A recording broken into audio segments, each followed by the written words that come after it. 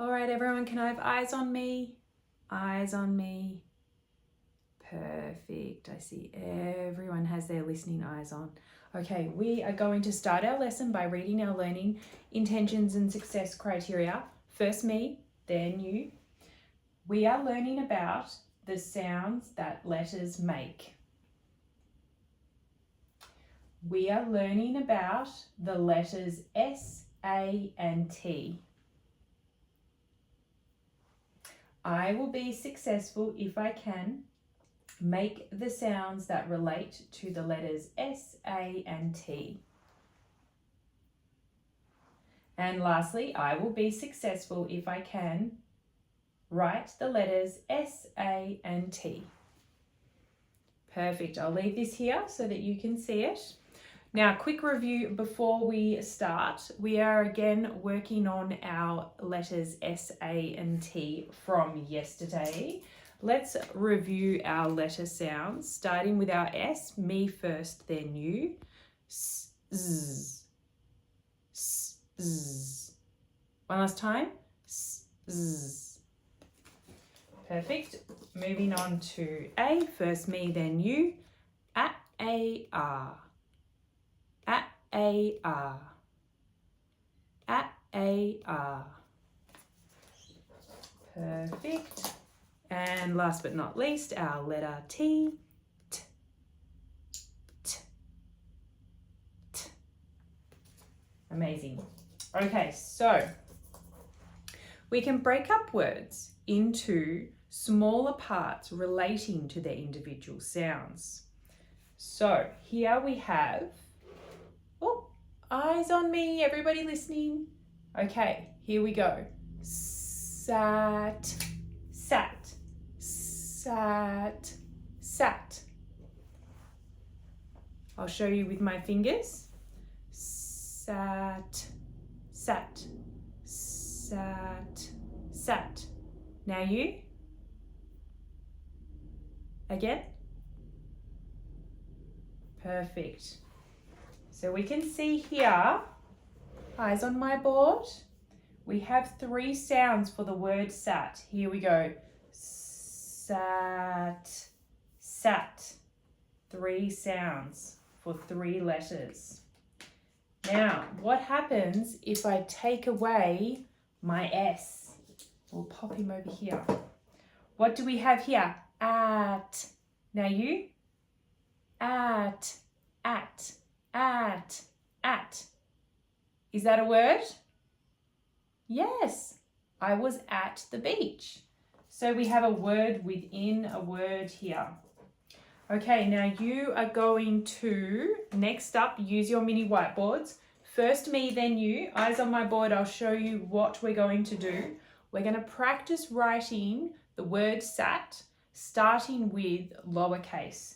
So I will show you what we're going to do. As we write the letters, we'll say the sounds. It will look like this. Can everybody see me?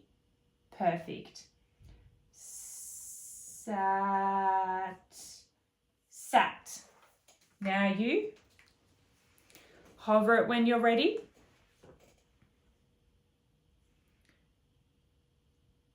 Oh, just writing our words. I'm walking around, I'm watching you, very good. Perfect, hands to ourselves.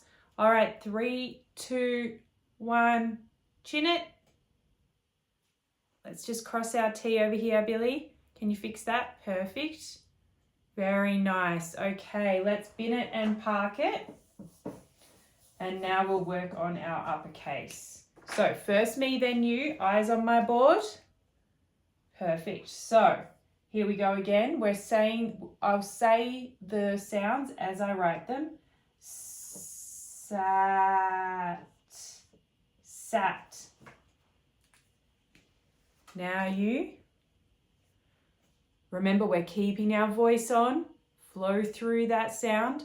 Sat. Yes, better. Perfect. All right. Hover it when you're ready. 3, 2, 1, chin it. Amazing. All right, let's bin it and park it. That's all we have time for. So throughout my lesson, I ensured explicit instruction. I modelled the sounds first and then asked students to echo me. I demonstrated the 3 sounds with my fingers and then the dashes on my whiteboard so that students could see that there are 3 sounds in the word sat. In later lessons, students will see 2 finger signals for digraphs, 3 for trigraphs, and so on. But they can build on that knowledge that I'm starting with this lesson now, setting that practice in motion. I keep my voice on as I blend the segment, but blend the sounds together so that they can practice that blending as we decode our words. I model multiple times and give students multiple opportunities to practice, lots and lots of practice, learning this new content so that they build on that automaticity. My whiteboard and the letter tiles are up for that visual scaffolding throughout the lesson so that students' senses are supported, their auditory and their visual senses are working together on that same information. We start the lesson by reading out the learning intentions and success criteria as a class. And again, it's visually there for them to see throughout the lesson. And that engages them in the process. Getting them talking and saying what it is they're going to be learning is important. A review of the sounds comes next after we set those goals. Really working on those grapheme phoneme correspondences, saying the sounds and pointing to the letters, building that connection. Again, lots and lots of practice. The lesson is structured in that I do, we do, you do method. So students are scaffolded through new learning content and they have their mini whiteboards for that letter writing. It further engages them in the process. They're doing, they're actively participating, and they're practicing their letter writing skills, both in upper and lower case here. And I'm getting that, giving that immediate feedback, checking for understanding, getting them to chin it so that I can see that everyone's participating. My lesson is adapted from Phonics Plus from the Victorian Department of Education. So I know I've used an evidence-based scope and sequence progression of learning for my phonics teaching practice. And the simple view of reading tells us that reading comprehension requires both strong word recognition and strong language comprehension. So to develop these skills, we must explicitly teach students in those 5 areas, which are phonemic awareness, phonics, fluency, vocabulary, and comprehension. My students are just starting out in primary education, so I'm focusing on that phonemic awareness and phonics. Scarborough's reading rope builds on the concepts from the simple view of reading, and it breaks down word recognition into having phonological awareness, decoding, and sight recognition abilities. I'm focusing more on word recognition here as I'm building these abilities. I use a word that my students are already familiar with. They know the word sat, they've heard it, it's a frequently used word. And so I'm scaffolding them in that way so that they can focus on decoding it and establishing sight recognition.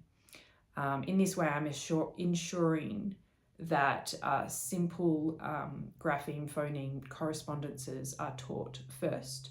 The CVC, consonant, vowel, consonant, grapheme phoneme correspondence is used here in that word sat. And in the future, they can use these same abilities that they're practicing and establishing now for more complex grapheme phoneme correspondences and build on those language comprehension skills. I have spent some time on rhyming, alliteration, and syllable components, but I've more focused on those grapheme phoneme correspondences because I want that automaticity. I want to build on that to encourage that orthographic mapping so that they can then move on to more complex learning areas in later years in their education.